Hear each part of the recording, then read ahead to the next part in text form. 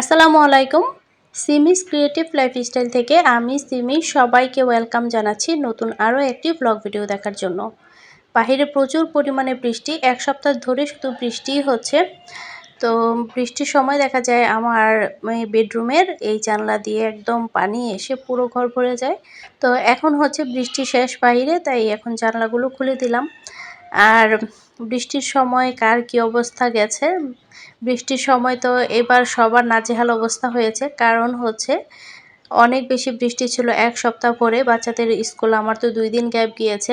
তো যাই হোক, কথা বলতে বলতে অনেকটুকুই ভিডিওর এগিয়ে গিয়েছি। তো এখানে হচ্ছে কিছু রান্নাবান্নার আয়োজন চলছে। আজকে আমার জন্মদিন। তো জন্মদিনে আমার বাচ্চারা বলছিল, তোমার জন্মদিন, আমাদের কিছু ট্রিট দাও, আমাদের কি রান্না করে খাওয়াবা। তো আমি বললাম যে তোমরা কি খেতে চাও। তো ওরা বলল রোস্ট, পোলাও আর গরুর মাংস খাবে। তো যাই হোক, যা বলা তাই করে দিচ্ছি। তো এখানে হচ্ছে মুরগির মাংসটা আমি ম্যারিনেট করে রেখে দিয়েছি, আর এখন গরুর মাংসটা এক হাতে মাখিয়ে রান্না করব। তো এখানে মাংস নিয়ে নিচ্ছি। আর হাতে যেদিন মাখিয়ে রান্না করি সেদিন আমি যেভাবে রান্না করি সেটা আপনাদেরকে দেখাচ্ছি। তো অনেক সময় আমি মাংসটা কষিয়েও রান্না করি, আজকে হাতে মাখিয়ে রান্না করব।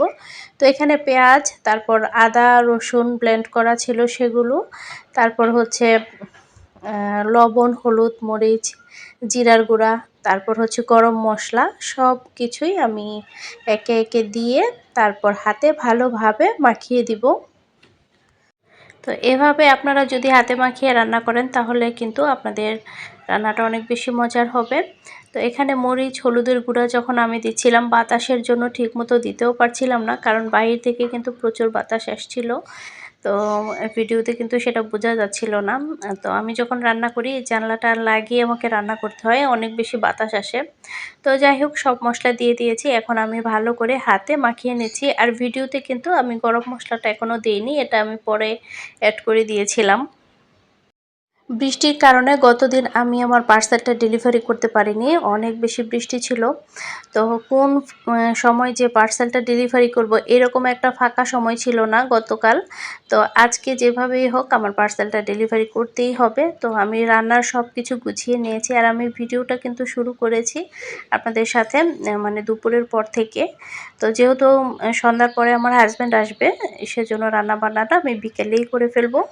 তো এখন হচ্ছে আমি আমার বিজনেসের কিছু কাজ করব। তো কিচেনের সব কাজ কিন্তু আমি গুছিয়ে তারপর চলে এসেছি। আমার এই ছোট্ট বিজনেসটা আমি আমার সংসারের পাশাপাশি বিজনেসটা করি। আসলে সর্বপ্রথম প্রায়োরিটি হচ্ছে আমার সংসারের। তো বাচ্চাদেরকে ঘুম পাড়িয়েছিলাম, এখন যেহেতু বৃষ্টি অনেক বেশি ঠান্ডা, তো সেজন্য বাচ্চাদেরকে আমি মশারি টানিয়ে তারপরে হচ্ছে ওদেরকে ঘুম পাড়াই। তো এখন যেহেতু ডেঙ্গুর সিজন চলছে, সেজন্য আপনারা দিনেও যখন ঘুম পাড়াবেন মশারি দিয়েই ঘুম পাড়াবেন বাচ্চাদেরকে, এতে করে একটু কিছুটা হলেও সেফ থাকা যায়। তো যাই হোক, এখন হচ্ছে আমি এই বেডশিটটা বিছাবো, যেটা ডেলিভারি করব আর কি, সেটা বিছিয়ে কয়েকটা ছবি তুলব, ভিডিও করব, আর আপনাদের সাথেও শেয়ার করব। তো প্রত্যেকটা কাজই হচ্ছে আমি যখন করি শেষ করার পরে এভাবে করে ভিডিও করি। আমার সব কাজেই কেন বেশি দেরি হয়ে যায় আপনারা আমার ভিডিওগুলো দেখলেই বুঝতে পারবেন। তো এখানে হচ্ছে প্রথমে আমি এই বেডশিটটা বিছিয়েছি, তারপর এটা আবার তুলবো, তারপর প্যাকেটিং করব, তারপর ডেলিভারি করব। মানে করা কাজগুলাই কিন্তু আমাদেরকে আবার করতে হয় যারা আমরা ভিডিও করি, সেজন্য আমাদের সব কাজ করতে একটু কিছুটা লেট হয়ে যায়। তো যাই হোক, আপু যেভাবে বলেছিল সেভাবেই আমি কাজটা করে দিয়েছিল। উনি বলেছিল যেন নামটা আমি বিছানার চাদরে লিখে দিই, আর নামের অক্ষর বালিশের কভারে। তো যাই হোক, আপুর নাম ছিল আশামণি এবং ভাইয়ার নাম সোহেল। তো সেভাবে করেই আমি কাজটা করেছি আলহামদুলিল্লাহ। আর পার্সেলটা কিন্তু এখন ডেলিভারি হয়ে গিয়েছে, আর ডেলিভারি হওয়ার পরে আপনাদের সাথে শেয়ার করছি। তো আমি এই চ্যানেলটা খুলেছি, ভেবেছিলাম নিয়মিত আমি প্রতিদিনই ভিডিও দিব, কিন্তু প্রতিদিন আসলে ভিডিও দেওয়াটা সম্ভব হবে না, যেহেতু আমার সংসার, বাচ্চা, আমাকে একা সব কিছু সামলাতে হয়, বাচ্চাদের স্কুলে আনা নেওয়া পড়ালেখা, তো সব কিছু মিলে প্রতিদিন তো ভিডিও দেওয়া সম্ভব হবে না। এই 2-1 দিন পর পর বা 3 দিন পর পর আমি ভিডিও দিব। আপনারা সবাই আমার সাথেই থাকবেন, আমাকে সাপোর্ট করবেন। তো ভিডিওর মধ্যে আমার ছেলে এসে পড়েছে, দেখতে পাচ্ছেন। ও আমাকে ডিস্টার্ব করার জন্য অনেক কিছু করছে, অনেক দুষ্টামি করছে। তো এভাবে করে আসলে কাজগুলো করি।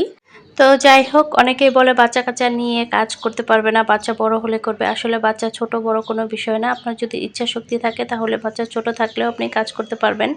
আমি যখন কাজ শুরু করেছি তখন কিন্তু আমার ছেলের ১.৫ বছর ছিল।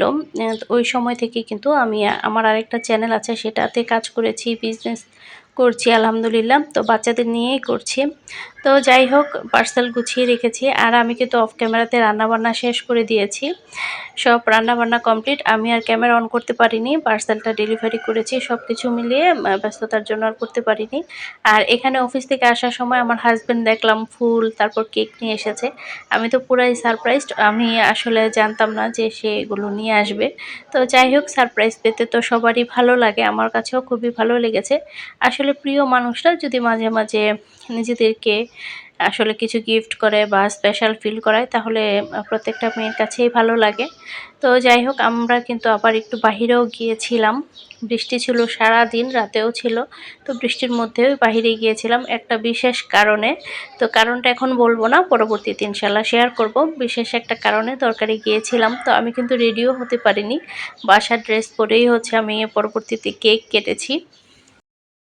তো আগেই তো বলেছি আজকে সিম্পল ভাবে রান্নাটা শেষ করে নিয়েছি। শুধু ২টা আইটেমে করেছি, গরুর মাংস আর মুরগির রোস্ট করেছি আর পোলাও করেছি। তো রান্না বেশি আর কিছু করিনি। তো এই তো রান্নাটা করেছি আর পরিমাণ একটু বেশি করে আমি রান্নাটা করে রেখে দিয়েছি।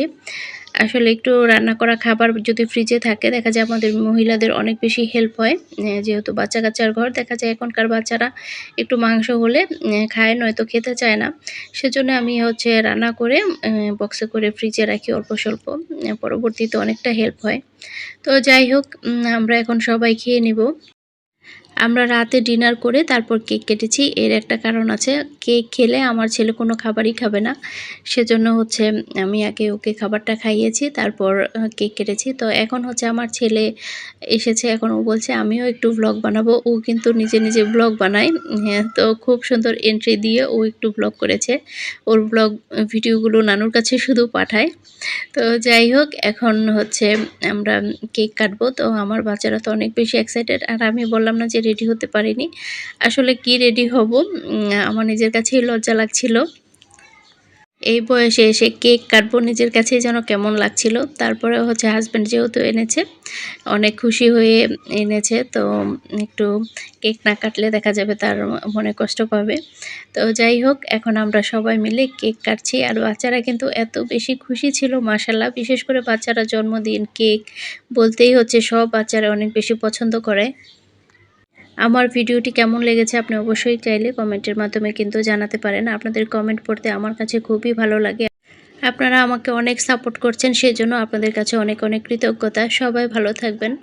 আজকে এখানেই শেষ করছি। আল্লাহ হাফেজ। আসসালামু আলাইকুম।